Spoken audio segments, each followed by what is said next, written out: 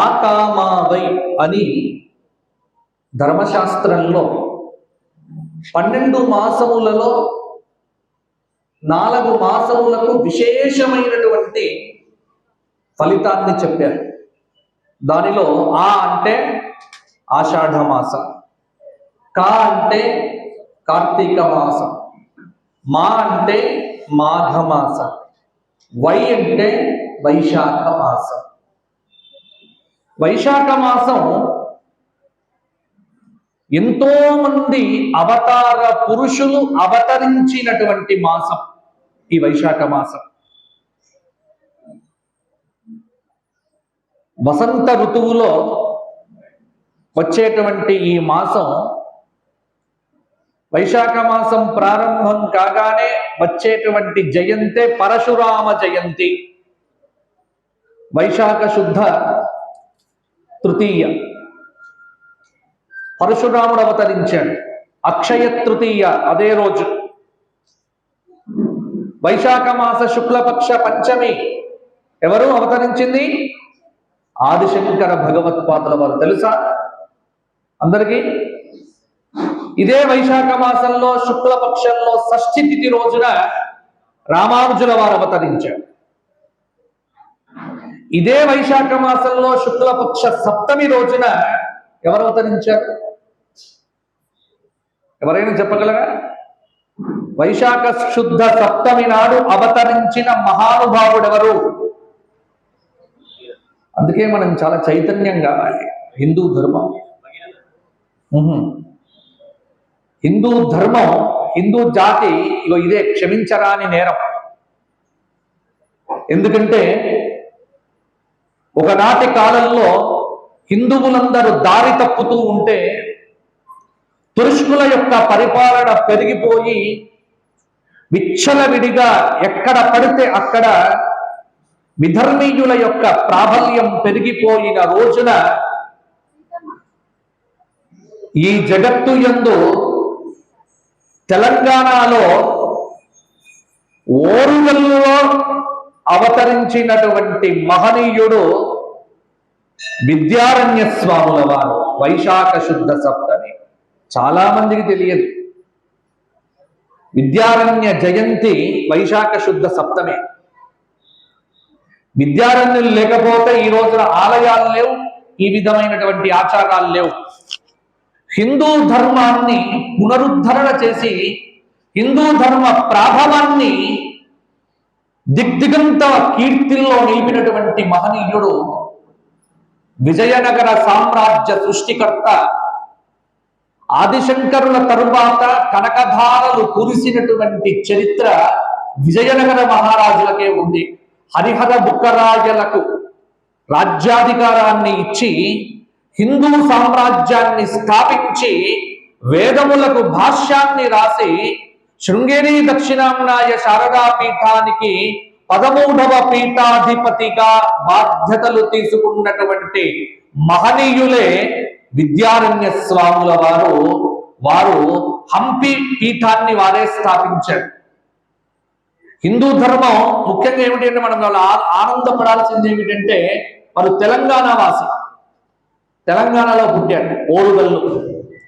కానీ మనం ఎవరికి తెలియదు. చూడండి, వైశాఖ శుద్ధ సప్తమి విద్యారణ్య జయంతి. వైశాఖ మాసంలో వచ్చేటువంటి దశమి ఎవరిది? అమ్మయ్య, ఇదేగా చెప్పారు, వాసవి జయంతి.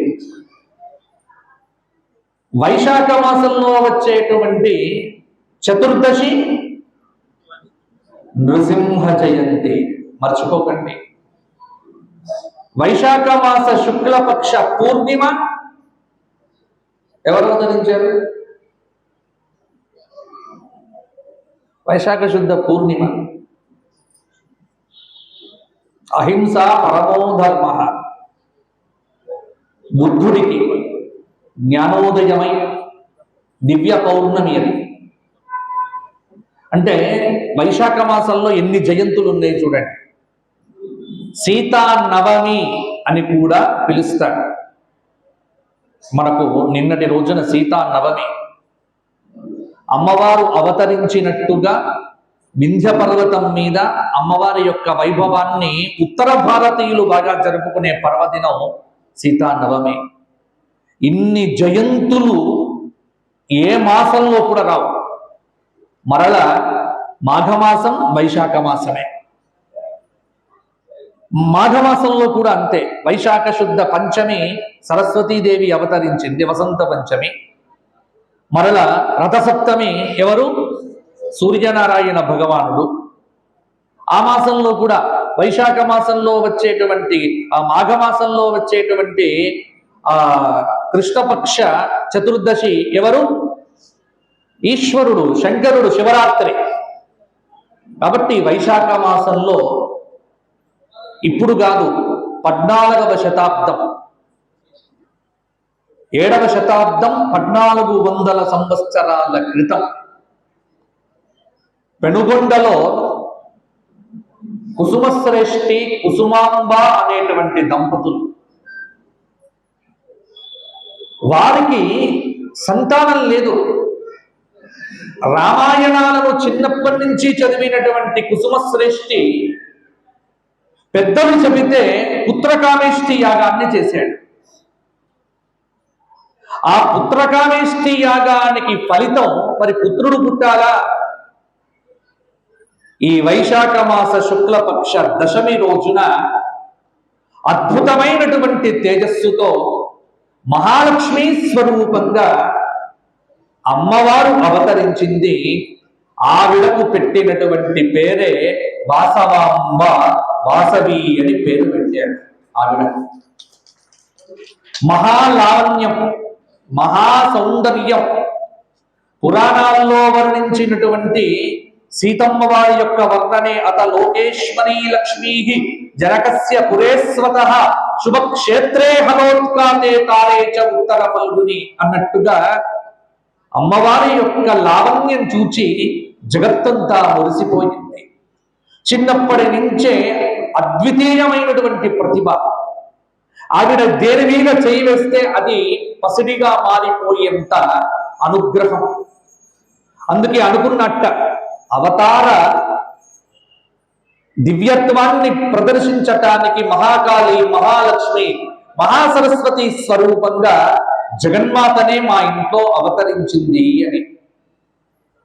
ఆ దేశాన్ని ఏలేటువంటి మహారాజు విష్ణువర్ధనుడు అక్కడికి వస్తే ఆవిడ లావణ్యాన్ని చూచి, సౌందర్యాన్ని చూచి ఇష్టపడి వరిస్తే చిన్నప్పటి నుంచి వైరాగ్యం కలిగినటువంటి తల్లి, నేను మానవులను ఇష్టపడేటువంటి వ్యక్తిని కాను అని ఆవిడ తిరస్కరించింది. దానికి కోపించినటువంటి ఆ మహారాజు చాలా బలవంతం పెట్టి ఆ చాలా మందిని హింసిస్తూ ఉంటే అప్పుడు ఆ జగజ్జనని ఇక లాభం లేదనుకోని త్యాగే నైకేన, త్యాగము, ఆ త్యాగాన్ని చేసి ఎలాగైతే నాహం పురుషమిచ్చామి పరమం పురుషం వినా అని దేవీ భాగవతంలో చెప్పినట్టుగా దక్షుడి యొక్క యజ్ఞమునందు శివనింద చేస్తే భరించలేనటువంటి సతీదేవి ఎలాగైతే జ్వలనాగ్నిలో తన శరీరాన్ని తాను అగ్నికి సమర్పణం చేసుకున్నదో 108 గోత్రీకుల యొక్క వైశ్య కుటుంబములతో ఆ జగదంబిక, మహాకాళి, మహాలక్ష్మి, మహాసరస్వతి, రాజరాజేశ్వరి, అంబిక, చండిక, దుర్గా పరమేశ్వరి స్వరూపమైనటువంటి ఆ తల్లి తామగ్నివర్ణాం తపసా జ్వలంతి, తపస్సుతో జ్వలించేటువంటి తల్లి తన యందు ఉద్భవించిన అగ్నిలో ఆవిడ ఆత్మార్పణం చేసుకున్నది.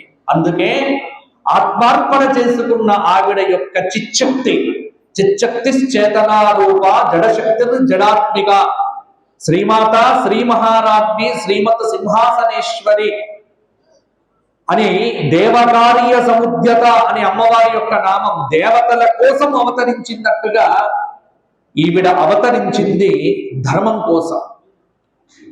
ఈ రోజున ప్రపంచమంతా ధర్మంగా ఉండాలి అంటే ఒకే ఒక్క జాతి దాన్ని కాపాడటానికి కంకణం కట్టుకున్నది. ఆ కట్టుకున్నటువంటి జాతి పేరే ఆర్యవైశ్య జాతి. ఎందుకంటే ధర్మం లేకపోతే ఇంకొకటి లేదు. ఈ రోజున గట్టిగా చెప్పొచ్చు, ఎందుకంటే యావత్తు భారతదేశంలో, యావత్తు భారతదేశం కాదు, యావత్తు విశ్వంలో ఏదైనా దేవాలయం కానీ, అన్నదాన సత్రం కానీ, ఒక గుడి కానీ, ఒక బడి కానీ ఏదైనా ఆరంభం చేస్తే దానిలో 90% విరాళములు ఇచ్చేటువంటి ఒకే ఒక్క జాతి ఆర్యవైశ్య కుటుంబం. త్యాగం అనేది ఎక్కడి నుంచి వచ్చింది? మీ అందరికీ త్యాగ బుద్ధిని ఇచ్చింది అమ్మ ఇచ్చింది, గుర్తుపెట్టుకోండి. ఆవిడను మరిచిపోయిన రోజున ఆర్య వైశ్యులు ఎవ్వరూ కూడా ఉండరు. ఆర్య వైశ్యుల కులదేవతగా, ఆర్య వైశ్యుల వంశదేవతగా ఈ జగత్తు యందు యావత్తు సూర్య చంద్రులున్నంత కాలం ధర్మానికి కట్టుబడి ఉంటారో, అది సనాతన ధర్మానికి కట్టుబడి ఉండటానికి ఒక జాతిని నేను సముద్ధరణ చెయ్యాలి అని తలచినటువంటి తల్లి ఆ జాతిని నిలిపింది. అందుకే ఆ తల్లి నిలిపినటువంటి ఏకైక జాతి ఆర్య వైశ్య కుటుంబంలో 108 గోత్రములతో అమ్మవారి యొక్క కంఠాభరణంగా, సువర్ణ మాలగా ఈ యావత్తు విశ్వాన్ని కూడా ధార్మికమైనటువంటి పద్ధతిలో పెట్టడానికి ఆ తల్లి అవతరించింది. అందుకే తాను ఆత్మార్పణ చేసుకొని అవతరించినటువంటి స్వరూపమునే మనం ఏమని పూజిస్తున్నామంటే, ఆవిడ వివాహాన్ని తిరస్కరించింది కాబట్టి ఆవిడ కన్యక అయిపోయింది. ఆ కన్యక ఎవరు అంటే పరమేశ్వరుడి యొక్క ఇచ్ఛాశక్తి, క్రియాశక్తి, జ్ఞానశక్తి స్వరూపిణి కాబట్టి ఆవిడ పరమేశ్వరి అయింది. అందుకే అంతకుముందు వాసవాంబిక అనే పేరు కలిగినటువంటి ఆవిడ ఎప్పుడైతే ఆత్మార్పణం చేసుకొని దేవతా రూపాన్ని పొందిందో, ఆవిడ కన్యకా పరమేశ్వరి యొక్క అవతారంలో మనందరినీ అవతరిస్తూ అనుగ్రహిస్తూ ఈ రూపంలో ఆవిడ ప్రాదుర్భవించింది. ఇది అమ్మవారి యొక్క చరిత్ర. చాలా సూక్ష్మంగా మీకు చెప్పాను. ఒక్కటి గుర్తుపెట్టుకోండి, ఈ రోజున ధర్మం లుప్తమవుతోంది. సనాతన ధర్మం అరే మనది శాశ్వతమైన ధర్మం, ఆ ముగింపు లేని ధర్మం, ఆది అంతము లేనటువంటి ధర్మం, విశ్వ శ్రేయస్సు కోసం పాటుపడేటువంటి ధర్మం, విశ్వంలో ఉన్న 84 లక్షల జీవరాశులకు మేలు కలిగించేటువంటి ధర్మం, విశ్వంలో ఉన్నటువంటి ప్రతి ప్రాణి యొక్క శుభాన్ని, క్షేమాన్ని కోరేటువంటి ధర్మం, జాతికి, మతానికి, కులానికి, అన్నింటికి అతీతంగా ప్రతి ఒక్కరు కూడా ఆనందంగా ఉండాలి అని కోరుకునేటువంటి ధర్మం ఈ జగత్తు మొత్తం మీద ఏదైనా ఉంది అంటే అది ఒకే ఒక్క ధర్మం, అది మన సనాతన ధర్మం. గుర్తుపెట్టుకోండి, ఇంతకంటే ఉత్కృష్టమైన ధర్మము ప్రపంచంలో లేదు లేదు లేదు. ఆ సనాతన ధర్మానికే ఆధునిక జాతి పెట్టుకున్నటువంటి పేరే హిందూ ధర్మం. గుర్తుపెట్టుకోండి, హిందూ ధర్మం అనేటువంటిది సనాతన ధర్మం వేరువేరా అంటే కాదు. హిందూ ధర్మం అనేటువంటిది శరీరం, సనాతన ధర్మం దాని యొక్క ఆత్మ. ఆత్మకు శరీరం ఉంటేనే ప్రకటిస్తుంది. సనాతన ధర్మానికి బహిర్గతమైనటువంటి రూపమే హిందూ ధర్మం. కాబట్టి మనమందరం కూడా ఆవిడ ఆత్మార్పణం, ఆవిడ యొక్క త్యాగం దేనికోసం చేసింది? నమ్మిన ధర్మం కోసం చేసింది, ఆ ధర్మానికి కట్టుబడి చేసింది. అందుకే ఆవిడ జీవితం నుంచి మనం ఏం నేర్చుకోవాలి? ఎంత అయినా చేయి కానీ ధర్మాన్ని తప్పకూడదు. ధర్మమే నాకు శ్రీరామ రక్ష, ధర్మో రక్షతి రక్షిత అని చెప్పటానికే ఆ తల్లి యొక్క జీవితం. ఇది మీ పిల్లలకు చెప్పాలి, వాసవీమాత యొక్క. ఎందుకంటే వేదంలో నా కర్మన నా ప్రజయ ధనేన త్యాగేనైకేన అమృతత్వమానశు, త్యాగము చేతనే అమృతత్వాన్ని పొందుతారు అని చెప్పిన ధర్మం మన హిందూ ధర్మం. ఇది వేరే ధర్మాల్లో లేదు. వాడిని చంపైనా సరే నా మతంలోకి తండి అన్నది ఒక మతం. డబ్బులిచ్చైనా సరే వాడిని నిన్న నా మతంలోకి తండి అన్నది ఒక మతం. నీవు ఏ మతస్థుడమైనా సరే నీకు అడిగిన వెంటనే అన్నం పెడతా అన్నది ఒక ధర్మం. అది మన ధర్మంగా ఉన్నది. చెప్పండి, ఇప్పుడు దీనితో సాటి రాగలదా? దీనితో పోటీ పడగలదా? దీనిలో 16వ వంతు కూడా ఉండగలదా? అందుకే మీ పిల్లలకు చెప్పండి, అన్ని మతాలు ఒక్కటే, అన్ని మతాలు ఒక్కటి కాదు, ఒకే ఒక్కటి అన్నింటికంటే గొప్పది. అదే నేను పుట్టినటువంటి నా సనాతన ధర్మం కంటే గొప్పది ప్రపంచంలో లేదు. అది ఇప్పుడు కాదు, 1400 సంవత్సరాల క్రితం నిద్రాణమైనటువంటి జాతిని సముద్ధరణ చెయ్యటానికి అమ్మనే మనకు చెప్పినటువంటి పాఠం. అందుకే త్యాగం, ధర్మం ఈ రెండింటి యొక్క స్వరూపమే వాసవి మాత. కాబట్టి ఇవాళ మేమందరం కూడా గర్వపడతాం. ఈ రోజున గుర్తుపెట్టుకోండి, సమాజంలో 2 కులాల మీద దాడి జరుగుతోంది. ఒకటి బ్రాహ్మణ వర్గం మీద, రెండవది వైశ్యుల మీద. మరణ ఈ 2 బాగా కలిసి ఉంటారు వీళ్ళిద్దరు కూడా. ఎందుకంటే బ్రాహ్మణులకు అంతో ఇంతో చక్కగా సహాయంగా ఉండే వాళ్ళు వైశ్యులు, వైశ్యులకు నిత్యం సన్నిహితంగా ఉండేటువంటి వాళ్ళు వీళ్ళు. నిజానికి మొత్తం సమాజంలో వీళ్ళ పోర్షన్ ఎంత అంటే 2 or 3%. కానీ ఒక దిక్కుమాలిన విధవ ఒక పుస్తకం రాశాడు ఆర్య వైశ్యుల మీద. ఒక దిక్కుమాలినటువంటి విధవ మొన్న కామెంట్లు చేస్తాడు. అయినప్పటికీ మనం భయపడాల్సిన పనిలే.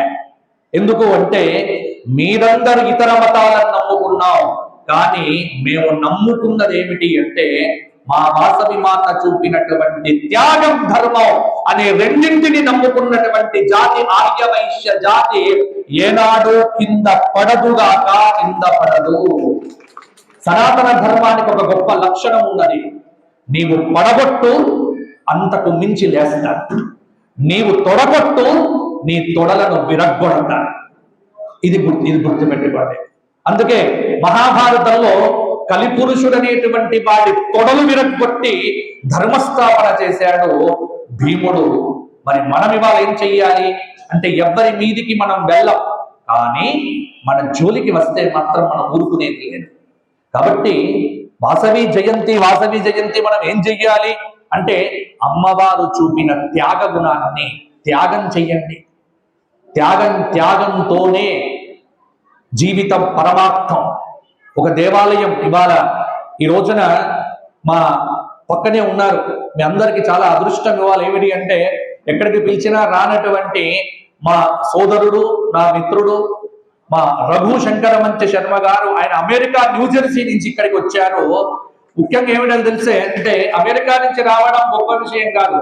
అమెరికాలో సనాతన ధర్మం కోసం అద్భుతమైనటువంటి శివ విష్ణు దేవాలయాన్ని కట్టినటువంటి వ్యక్తి. మీరు న్యూజెర్సీకి వెళ్తే న్యూజెర్సీలో ఎడిసన్ అనే ప్రాంతంలో మీకు శివ విష్ణు టెంపుల్ తెలవనటువంటి వ్యక్తి లేడు.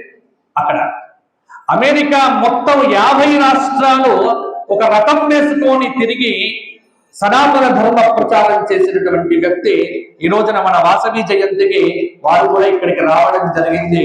చాలా మంచి విశేషం. ఎందుకంటే ఎంతో త్యాగం చేస్తే గానీ అక్కడ దేవాలయం కాలేదు. ఇక్కడ దేవాలయం వేరు, అమెరికాలో దేవాలయం వేరు. చాలా కష్టం. కానీ వారు ఇక్కడ ఉన్నారు. ఇంకొక గొప్ప విశేషం ఏంటంటే వారి దేవాలయంలో వాసవి అమ్మవారి యొక్క విగ్రహం కూడా పెట్టుకున్నారు. ఈ రోజున ఉదయమే అక్కడ వాసవి అమ్మవారికి అభిషేకం జరిగింది. అమెరికాలో ఎడిసన్ లో ఇంతకంటే వైభవంగా అక్కడ జరుగుతోంది. సో ఇది ధర్మాన్ని కాపాడే తీరు. ఖండాంతరాల్లోనైనా నా సనాతన ధర్మ ప్రాభవాన్ని మేము చూడగలుగుతాము. ఎందుకంటే ఇది డబ్బిస్తే మారే మతం కాదు, ఇది ప్రలోభాలు పెడితే మారేటువంటిది కాదు. దీనికి పునాది ఏమిటి అంటే సత్యం, ధర్మం. ఈ రెండింటి మీద ఈ ధర్మం నిలబడ్డది. కాబట్టి యావత్తు మీరు చాలా మంది నన్ను అడుగుతూ ఉంటారు ఒక ప్రశ్న ఏమిటి అంటే, ఒక ప్రశ్న ఏమిటి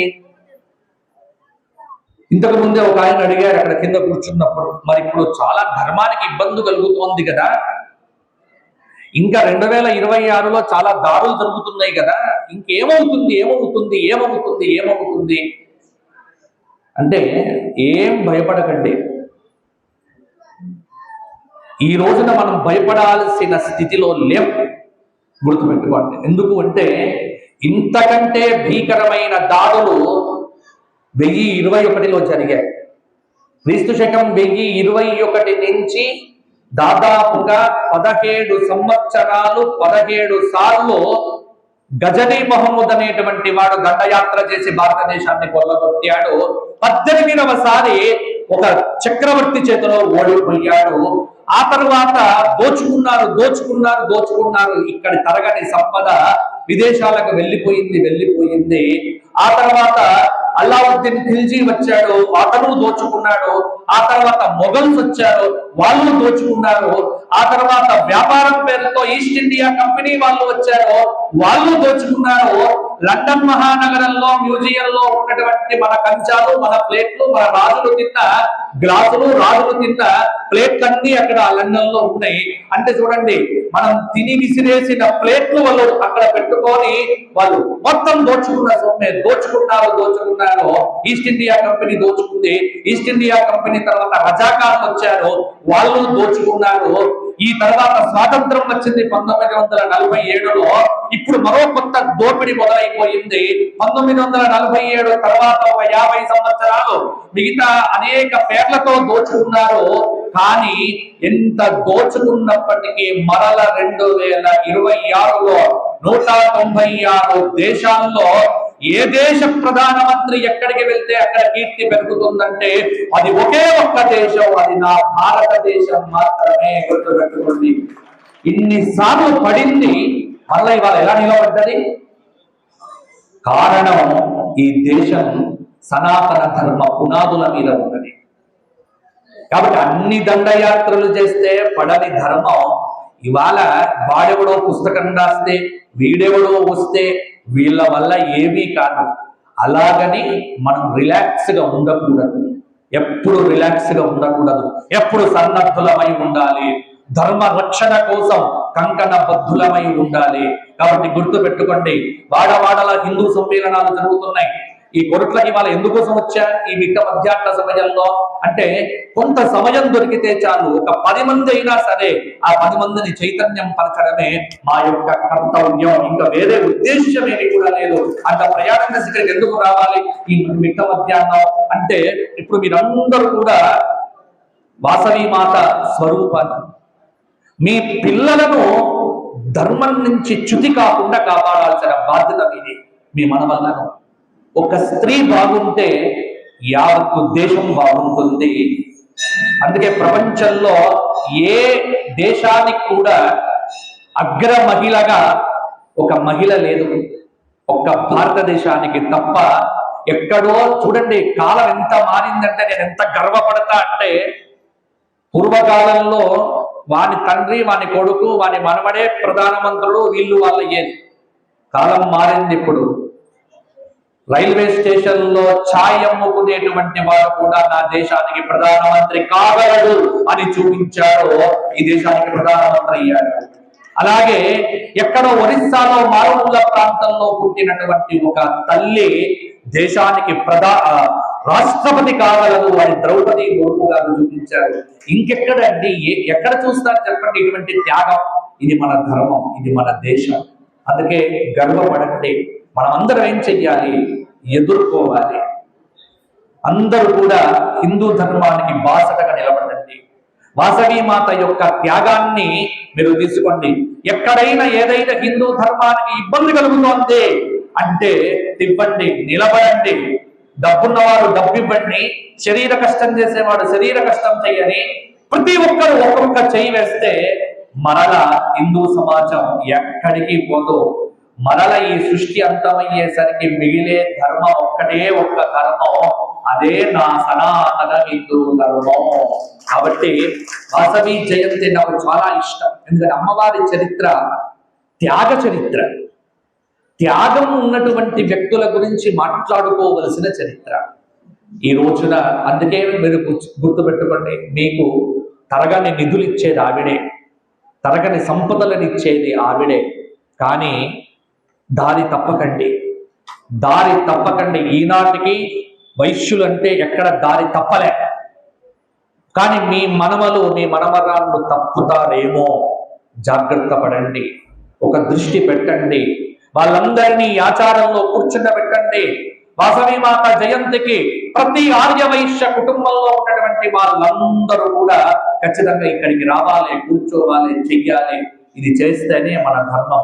కులదేవత, గ్రామదేవత, వంశదేవత, ధర్మదేవత ఇవెప్పుడు కూడా కాపాడుకోవాలి అని మీ అందరికి కూడా చెబుతూ, మరలా మనకు మే 25 నుండి మన మెట్పల్లిలో శివ విష్ణుడు ఈ మధ్య కాలంలో శివుడికి విష్ణువుకు భేదాన్ని సృష్టించే దుర్మార్గాలు చాలా వచ్చేశాయి. అందుకే 18 పురాణముల యందు చెప్పబడిన శివ విష్ణు వైభవ ప్రవచనం 7 రోజుల పాటు మీ మెట్పల్లిలో నేను చెప్పబోతున్నా. మీ అందరికి కూడా స్వాగతం. ఆ తర్వాత మరలా ఇక్కడ మనకు డిసెంబర్లో దాదాపుగా ఒక కథ ఉంటుంది. కాబట్టి మనమందరం అలాగే ప్రతి నెల మా సనాతన ధర్మ ప్రచార సమితి, మా జగన్ వాళ్ళ ఇదంతా కలిసి చక్కగా ప్రతి నెల ఒక పురాణ ప్రవచనం, ఒక మంచి విశేష పురాణ ప్రవచనాన్ని చెప్పిస్తున్నారు. అందుకే కొరుట్ల అంటే ధార్మిక ప్రదేశం, కొరుట్ల అంటే ధర్మనిష్ట కలిగినటువంటి ప్రదేశం, కొరుట్ల అంటే హిందూ చైతన్యం సంఘటితంగా ఉన్నటువంటి ప్రదేశం అని నేను గర్వపడుతూ ఉంటాను. దానికి మీరందరూ కూడా కంకణబద్ధులు కావాలి అని కోరుకుంటూ, మీ అందరి కుటుంబములను ఆ తల్లి కంటికి రెప్పల ఆయురారోగ్య భోగ భాగ్యములతో కాపాడుతుంది అని చెబుతూ, ఒకసారి మీరందరూ కూడా ఇక్కడ మా రఘు శంకర మంచి శర్మ గారు, అలాగే మా సంస్కృత సోదరుల్లో కొడవగట్టి మహదేవ శర్మ మంచి పండితుడు, అతి చిన్న వయస్సులో వ్యాకరణ శాస్త్రాలు అలాగే రామాయణ భారతాలు చదువుకున్నటువంటి మంచి పండితుడు. వారు కూడా అమెరికాలోనే ఉంటారు. వారంతా నేను ఎలాగైతే ఇక్కడ కొరుట్ల, మెట్టపల్లి ఇవన్నీ తిరుగుతూ ఉంటారో వాళ్ళు అమెరికాలో అలా తిరుగుతూ ఉంటారు.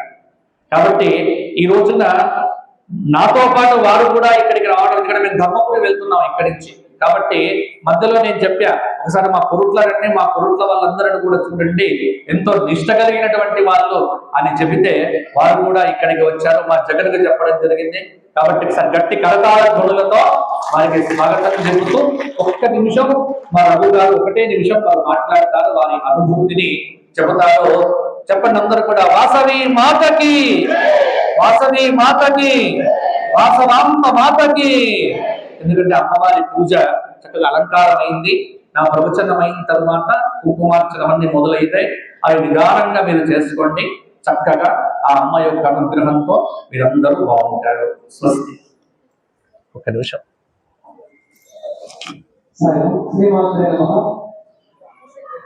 ఈరోజు వాసవి మాత జయంతికి మా దేవాలయంలో ఉండాలి. నేను అక్కడ మిస్ అయ్యాను. పొద్దున్న వీడియోలో మాకంటే ఒకరోజు ముందు మాకు అక్కడ జరుగుతుంది అమెరికాలో. కొన్ని పండుగల ముందు వస్తాయి. ఆ లెక్క ప్రకారం శనివారం నాడు నన్ను జయంతి అయింది. పొద్దున అనుకున్నాం అమ్మవారి విషయం జరుగుతుందని వీడియోలో చూశాను. గురువు గారు ఉన్నారు. మా ప్రోగ్రాంల మధ్యలో కోరుట్లలో అమ్మవారి జయంతికి వెళ్తున్నాం అని చెప్తే సంతోషం అనిపించింది. ఈ రూపేణ గురువు గారి ద్వారా అమ్మవారి దర్శనం అవటం, ఇంతమంది హిందూ ధార్మికులు మాతలు కలవటం చాలా సంతోషంగా ఉంది. ఎక్కువ సమయం లేదు కాబట్టి మీ అందరి గురుగారు చెప్పొస్తానని చెప్పేశారు.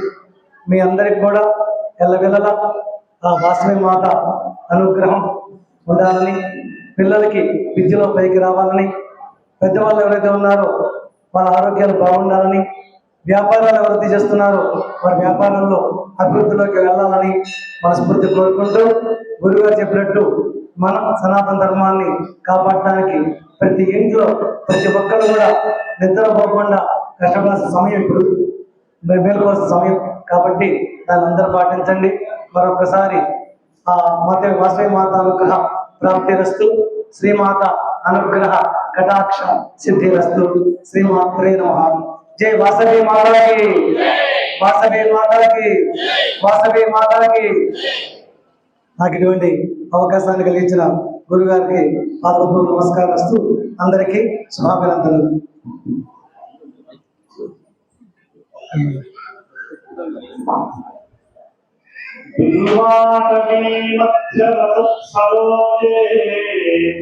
సహస్రపత్రే సుఖసన్నివిష్టాం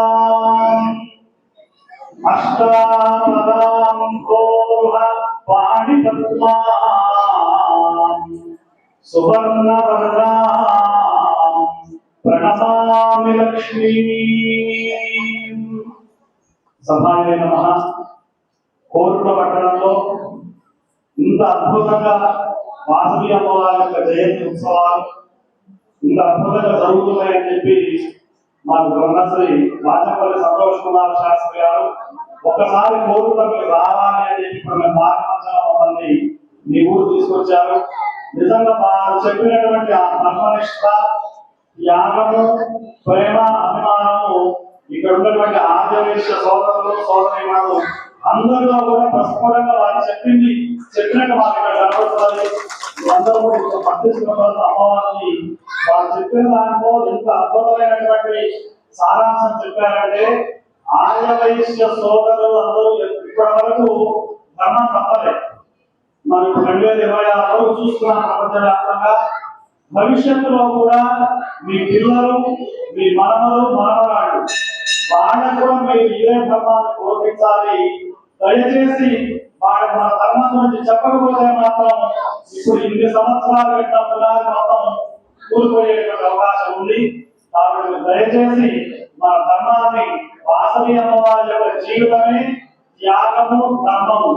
అదే త్యాగము, ధర్మం ఆదివైశ్య సోదరులకు వచ్చింది. ఎక్కడ డొనేషన్స్ ఇచ్చినా, ఎక్కడ అన్నదానం జరిగినా, ఎక్కడ సేవా కార్యక్రమాలు జరిగినా మన ఆదివైశ్య సోదరులు ముందుంటారు సమాజంలో సేవ చేయడానికి. కాబట్టి ఇంకా అమ్మవారి యొక్క అనుగ్రహం, వాసవి కన్యకా పరమేశ్వరి యొక్క అమ్మవారి యొక్క అనుగ్రహం కోరుట్ల పట్టణంలో అందరి మీద కూడా ప్రసరించాలి అని చెప్పి ప్రార్థిస్తూ మమ్మల్ని ఇక్కడ తీసుకొచ్చినటువంటి గురువు గారు బ్రహ్మశ్రీ రాజపల్లి సంతోష్ కుమార్ శాస్త్రి గారు, మీ కరీంనగర్ జిల్లా బిడ్డ, మీ బ్రహ్మపురి క్షేత్ర అక్కడ పుట్టినటువంటి వారు ప్రపంచంలో అన్ని దేశాల్లో అనేకమైనటువంటి పురాణ ప్రవచనాలు చేసి మాకు అమెరికాలో కానివ్వండి, లండన్ లో కానివ్వండి, అనేక ప్రదేశాల్లో వారు మన ధర్మం కోసం శృంగేరి స్వామి వారు చెప్పినటువంటి ఏదైతే ఉపదేశాలను వారు తీసుకొని వారు ధర్మ ప్రచారాన్ని చేస్తున్నారు. పల్లెటూరులో కూడా వెళ్ళి ఆయన సొంత డబ్బులు పెట్టుకొని వెళ్ళి అక్కడ ధర్మ ప్రచారం చేస్తూ ఉంటారు. మరి చిన్న చిన్న ఖండాల్లో, చిన్న చిన్న పల్లెలు, గ్రామాల్లో సంతోష్ కుమార్ శాస్త్రి గారు ప్రవచనాలు చేస్తూ ఉంటారు. పట్టణాల్లో చేస్తారు, విదేశాల్లో చేస్తారు. ఆయన యొక్క కట్టుకున్నటువంటి కంకణమే సనాతన ధర్మ ప్రచారం. అటువంటి అంత గొప్ప పండితుడు మీ ప్రాంతం, మీ జిల్లాకు చెందిన వారు అయి ఉండడం అనేది నేను ఎప్పుడు కూడా చాలా గర్వపడ్డాను. నేను కూడా అంతే గర్వపడాలని కోరుతున్నాను. కాబట్టి అమ్మవారి యొక్క వాసవి అమ్మవారి అనుగ్రహం మనందరి మీద కూడా ప్రసరించాలని చెప్పి ప్రార్థిస్తూ స్వస్తి. వాసవి మాతాకి. పట్టణ ఆదివేశ సంఘం జరుగుతున్నటువంటి వాసవి మాత జయంతి వేడుకలకు పరిపూర్ణత్వాన్ని ఇచ్చి ఆధ్యాత్మిక శోభను అందజేయడానికి విచ్చేసినటువంటి బ్రహ్మశ్రీ బాచంపల్లి సంతోష్ కుమార్ శాస్త్రి గారికి, అదేవిధంగా వారి వెంట దేశ పర్యటనలో భాగంగా అమెరికా నుండి విచ్చేసినటువంటి ఇరువురు, వారు ముగ్గురు ఇక్కడ వేదికల్లో ఉండడం మనకు నిజంగా ఈ రోజు మన వేదికలో కూడా బ్రహ్మ విష్ణు మహేశ్వరుడు త్రిమూర్తులు విచ్చేసినంత ఆనందంగా ఉంది. మరి ఈ కార్యక్రమానికి విచ్చేసినటువంటి శృంగేరి శారదాపీఠ పౌరాణికులు, పురాణ ప్రవరక డాక్టర్ బ్రహ్మశ్రీ బాచంపల్లి సంతోష్ కుమార్ శాస్త్రి గారు, వీరు మన సనాతన ధర్మ ప్రచార వ్యాప్తిలో ఎన్నో దేశాలకు తిరిగినటువంటి వారు, ఎన్నో కార్యక్రమాలను, సనాతన ధర్మ ప్రచారాలను నిర్వహిస్తూ ఆ పరంపరలో భాగంగా ఈరోజు వారి అమూల్యమైనటువంటి సమయాన్ని మనకిచ్చి విచ్చేశారు. వారికి మనందరి పక్షాన హృదయపూర్వక కృతజ్ఞతలు తెలుపుకుంటూ, వారు మరో మహత్తరమైన కార్యక్రమం, దేశ విదేశాలు తిరిగి కేవలం సనాతన ధర్మ ప్రచారం చేయడమే కాకుండా స్వధర్మ అంటే మన సనాతన ధర్మ స్వధర్మ పేర ఒక ఫౌండేషన్ స్థాపించి అద్భుతంగా మన భాగ్యనగరంలో గోశాలను నిర్వహిస్తున్నారు పెద్ద ఎత్తున. అదేవిధంగా వేద విద్యార్థులను ఆదుకుంటున్నారు. అదేవిధంగా పంచాంగాన్ని రూపొందించి మన సనాతన ధర్మ క్యాలెండర్లను రూపొందించి సనాతన ధర్మ స్వధర్మ వ్యాప్తిలో ఎంతో కృషి చేస్తున్న వారందరికీ కూడా మన పట్టణ ఆర్యవైశ్య సంఘ పక్షాన కృతజ్ఞత అభివందనాలు తెలుపుకుంటూ ఇప్పుడు గురువందనం చేయాల్సిందిగా మన పట్టణ ఆర్యవైశ్య సంఘ అధ్యక్షులు పడిగల శ్రీనివాస్ లతా దంపతులను కోరుకుంటున్నాను. గురు బ్రహ్మా గురు విష్ణు గురు బ్రహ్మా గురుదేవో మహేశ్వరః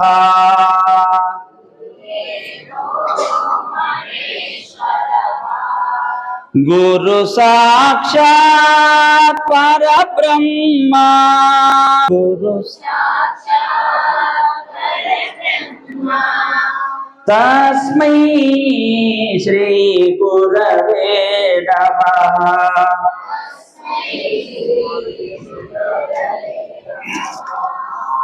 వాసవి మాతా की, సనాతన ధర్మ की, భారత్ మాతా की.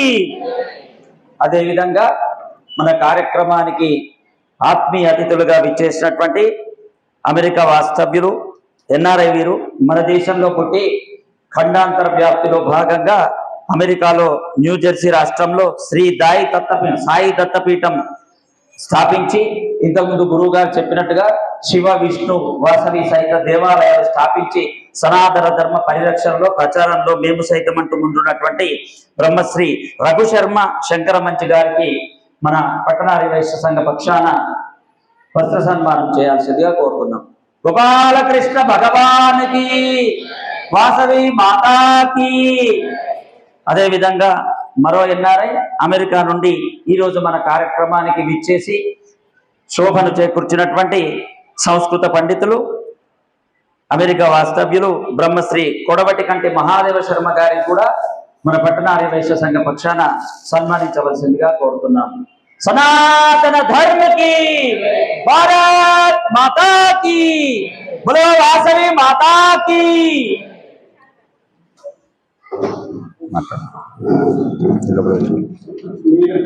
మీరు ముగ్గురు బ్రహ్మ విష్ణు మహేశ్వరులు నా ఆధ్వర్యంలో నేను అధ్యక్షుడిగా ఉండగా మీరు రావడము మాకు చాలా ఆనందదాయకము. అలాగే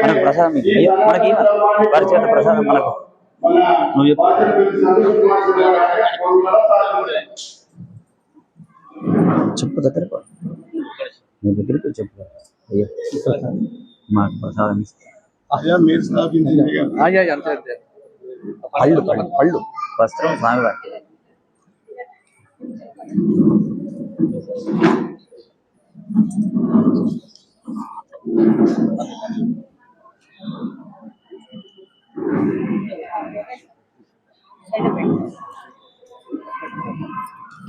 అధ్యక్షులకి ఇచ్చిందా? అధ్యక్షులకి ఇచ్చాను.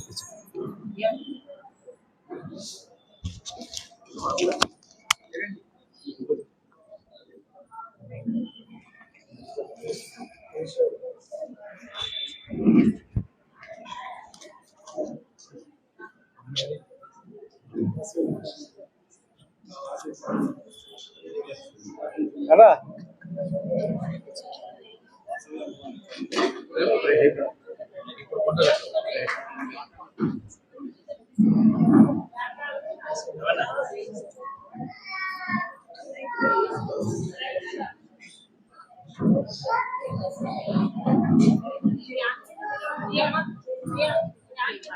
చూసిందా?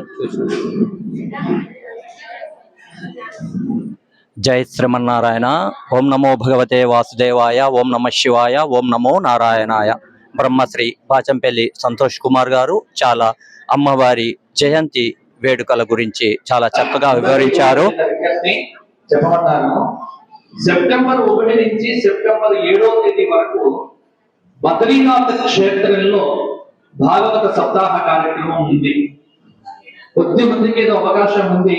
మరి ఎవరైతే రావాలనుకుంటారో జగన్ గారిని సంప్రదించండి.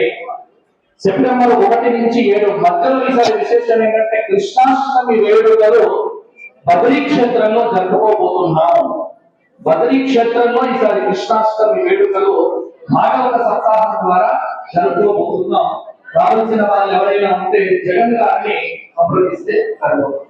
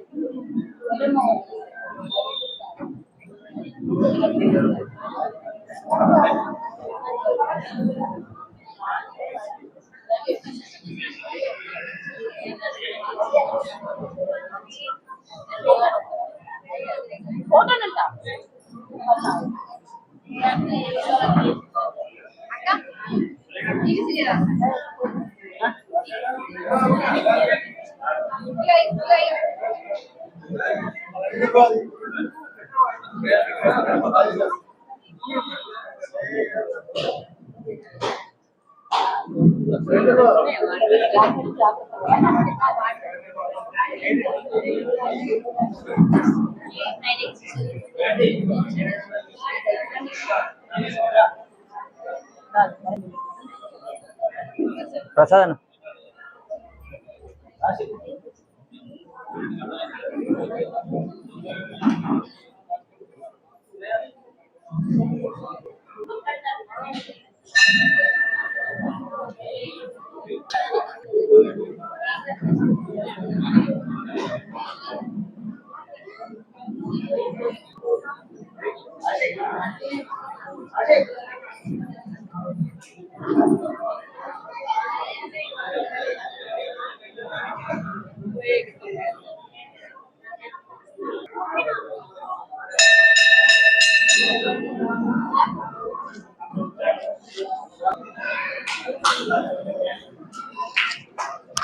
ఓం నమో భగవతే వాసుదేవాయ, ఓం నమ శివాయ, ఓం నమో నారాయణాయ. కొరుట్లలో జరిగినటువంటి అంగరంగ వైభవోపేతంగా జరిగిన ఈ కార్యక్రమాలకు బాచంపల్లి సంతోష్ కుమార్ గారు విచ్చేయడం నిజంగా పూర్వజన్మ సుకృతం. వారికి మా సంఘ పక్షాన అందరి పక్షాన కూడా వారికి హృదయపూర్వక పాదాభివందనాలు.